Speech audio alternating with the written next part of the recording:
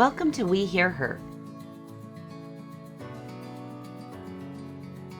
I'm Erin Trenbeth Murray, and I'm here today with another amazing woman who is sharing her story and insights into life lessons learned.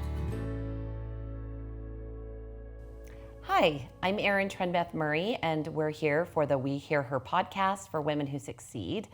I'm happy today to have my really close friend, Melisa Griffith, with us, and I've had the pleasure of knowing Melisa just a few years, but it feels like a lifetime. She is so energetic and smart and funny, and anybody that knows her knows that they're going to be laughing for the time that they're together with Melisa. But let me tell you a little bit about Melisa's background, and we're going to dive into it, and she can share more. But she has a really vast experience both in the global sector of, she's been, I think, to every country in the world, it seems to me, mostly doing humanitarian work. She has done fundraising at all levels of philanthropy, corporate, individual. She has been on both sides of the table as someone who gifts resources to others, and then also fighting for causes and passions that she believes in and is able to make asks of those folks.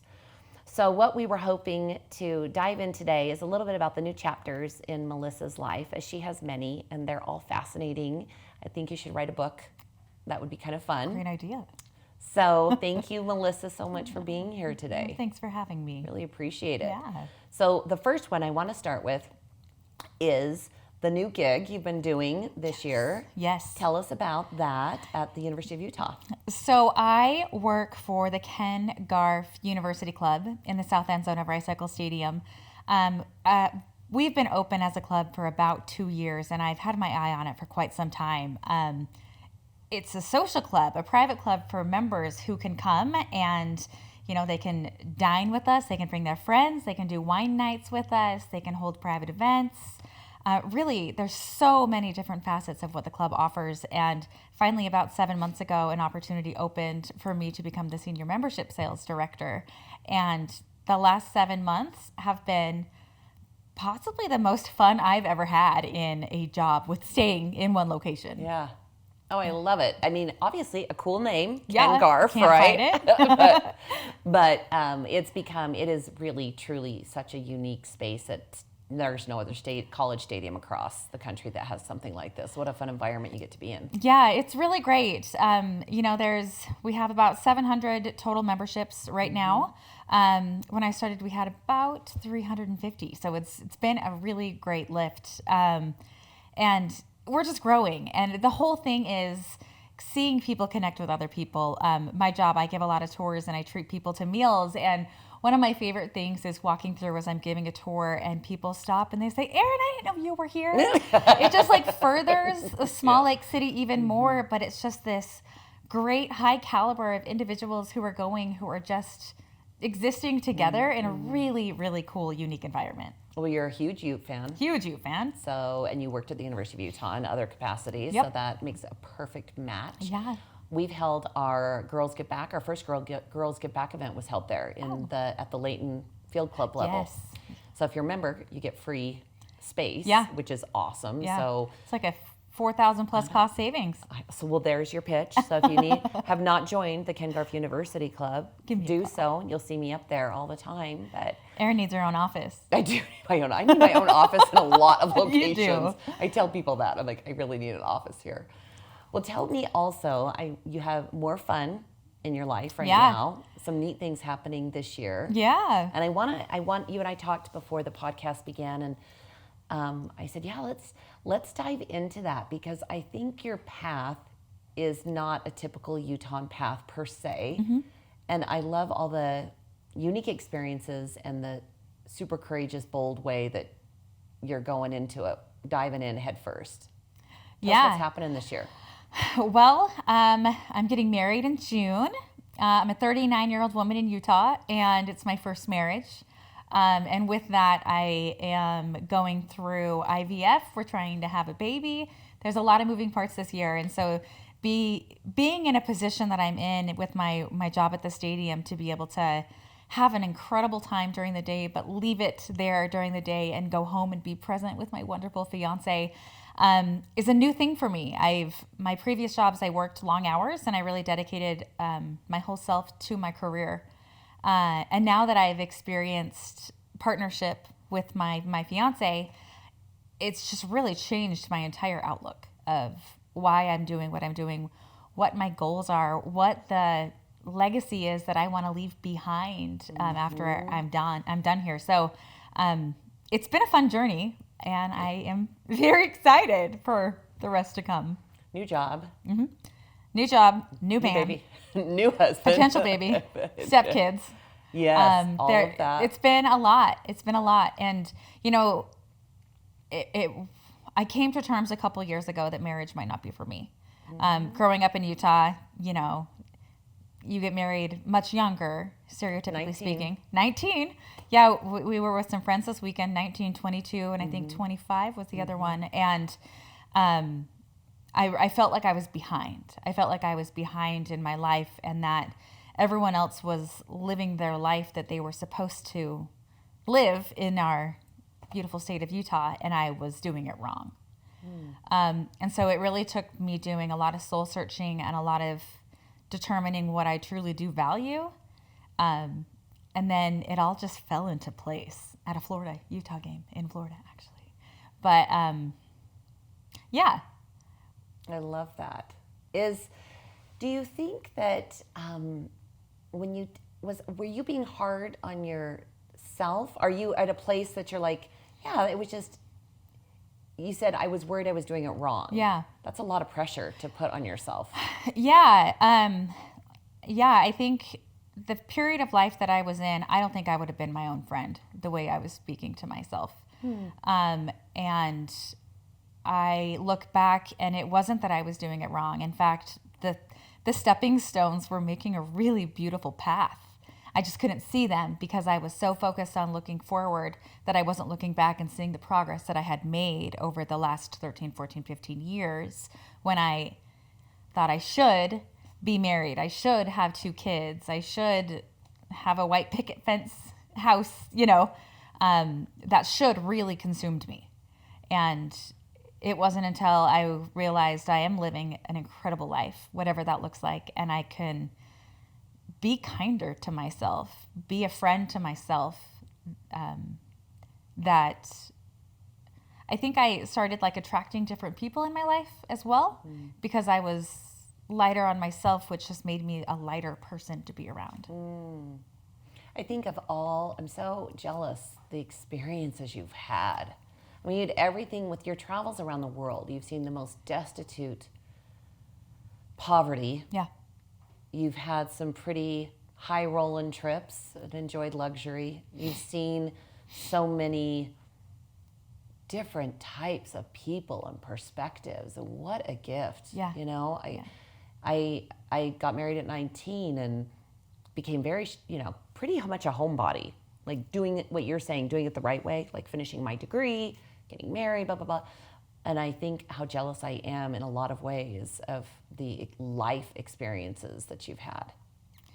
Yeah, it was a huge blessing. Looking back, if I would have done it the traditional way, I would have missed out on some of the most valuable experiences that I will probably ever have in my life. Granted, marriage, kids is important, right? But, in the I don't know, forests of Uganda or the hills of Nepal or working with kids who had been trafficked in Cambodia. These were all experiences where I know I created generational change, because even though I wasn't where I thought I should be, I still fought forward. I still got my MBA. I still was like, okay, if this path isn't opening, I have to go down this path. And if this is the path I can control, I'm going to do everything in my power to control that path to make it as fruitful and exciting as possible, even though I so wanted this life. I wanted this life more than anything, but I kept pushing forward because I'm made to do cool things, right? And so those experiences that I had have definitely shaped me to see people in different ways. I think it's increased my compassion, my empathy. Just seeing some people don't know where their next penny is coming from, but they had more faith in their little finger than I have had in my entire lifetime. And so the experiences that I have had are ones that I'm so grateful that I've had. I miss them. I definitely miss like the travel to the humanitarian projects that I used to be responsible for. But new chapter. New chapter. So tell me, what advice would you give to a young woman who is continually hitting roadblocks? How did you press forward? What advice would you give her?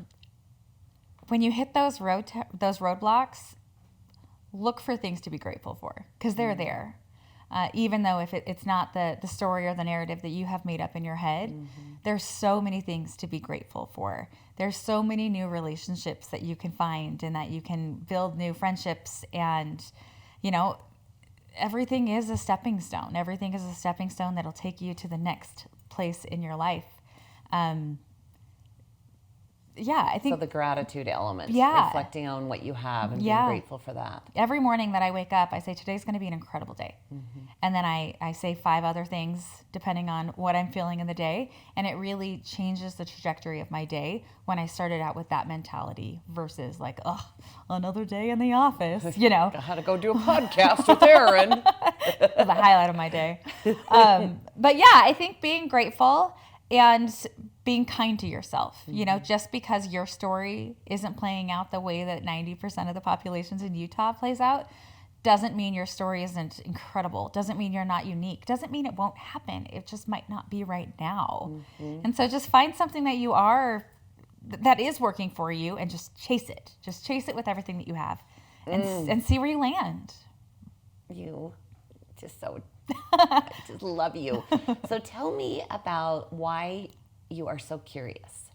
Oh, yes. You have a very curious nature about yourself. I do. And you like to truly, when you're asking somebody how you're doing, or you ask them about their background, or you ask them their thoughts or perspectives. I shared that with you this weekend a little bit, that you're questioning not in a pesky way, in a really fun, authentic way.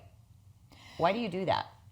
I thought about that after you asked that question yesterday, and I think it's because of my international experience. I've learned never read a book, never judge a person by what you see.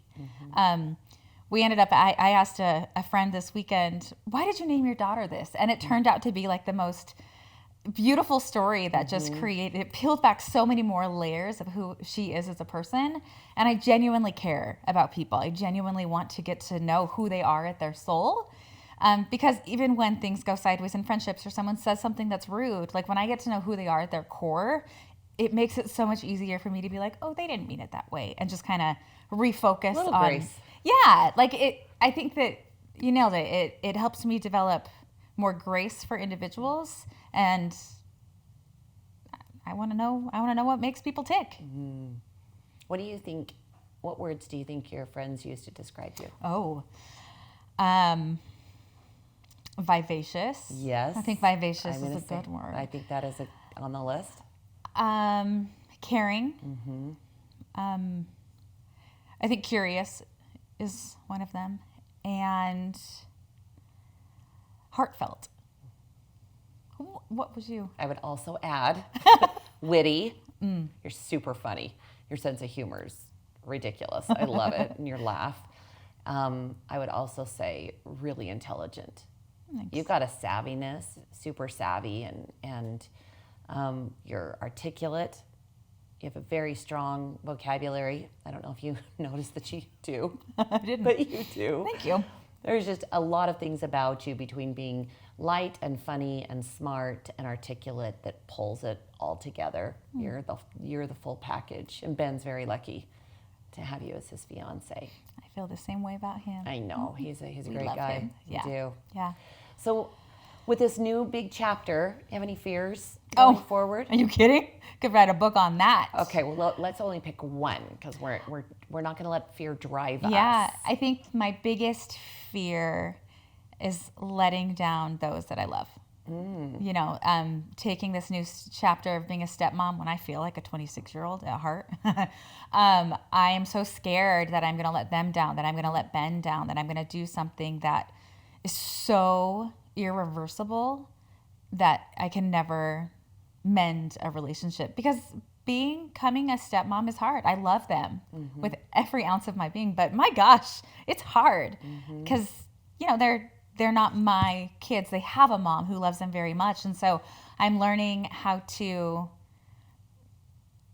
love them without having all these expectations that I built up in my head about what I think that they should do when they're in our home. So I think that's my biggest one, is letting people down, Do you think that is a common fear of women in general? Yeah. Letting people down. So Yeah. if you were speaking to the audience of the podcast and a lot of women are resonating with you and saying, yeah, I worry all the time that I'm letting my son down, I'm letting my husband down, I'm letting my boss down, or I'm letting the shareholders down, or Yeah. what advice would you give to the women listening that's not you, if they said, I'm worried I'm letting people down? You're not, would be my number one. If you're trying and you're putting in the effort, that is seen. And I think us as women, we often forget about all the effort that we put in that makes us put our best foot forward, or put our foot in our mouth when we had all the right intentions of saying this, but it came out wrong.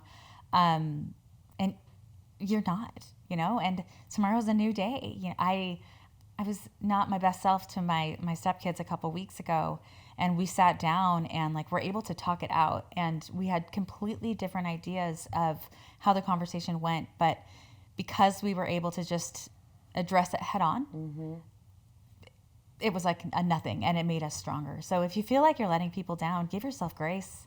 No, you're doing your best. We know when we're doing our best or when we can do better. And so, I mean, look in the mirror, see if there's a couple things that you can learn from, and then pick up and move on. Pick up and move on. Yeah. To err is human. Yes. It's funny how that just sticks through the ages. So I think the last part of what I'd love to know more about is you have a really strong relationship with your mom, Yeah. your family. What do you think are some of the things that she taught you that you're carrying forward? Gosh, she's the best. I would say her work ethic. Her work ethic is something that I carried forward. And my sister has a very different work ethic than I do. She is your stay-at-home mom. She has 3 perfect children. She's that Texas big-haired woman. And mine was more focused on being a professional woman and what that looks like, and how to continue to push and grow in that area of my life. 2 different kinds of work. Yeah, both extremely important and needed. But my work ethic was because of the person who my mom was in my life growing up. And it's fun to look back because I danced really competitively. So after we were done with school, from 3 o'clock to 9 o'clock, I would go to the dance studio, and she was like, oh yeah, that was a babysitter for you. Yeah. Because she was such a hard worker, she also threw her entire self into her job. And I didn't even know until I was like, oh my gosh, you're a genius. That she was always trying to find things that bettered us, as she was still staying so true to what her number one value, her multiple values were in her life. I love that. Yeah, she's a good one. Anything else that you'd like to share with us today? I just think Women Who Succeed is the best, and I'm honored to be part of it. Oh, thanks. And, we're so glad you're a founding member. Yes. And don't forget the Ken Garff University Club. Come see Melisa. Yep. For memberships, and it's a great place to hold events and to be with people, but can't go wrong when Melissa's involved with it. So thank you for being with us. Thanks, Erin. And I will see everyone again next time on We Hear Her podcast with Women Who Succeed.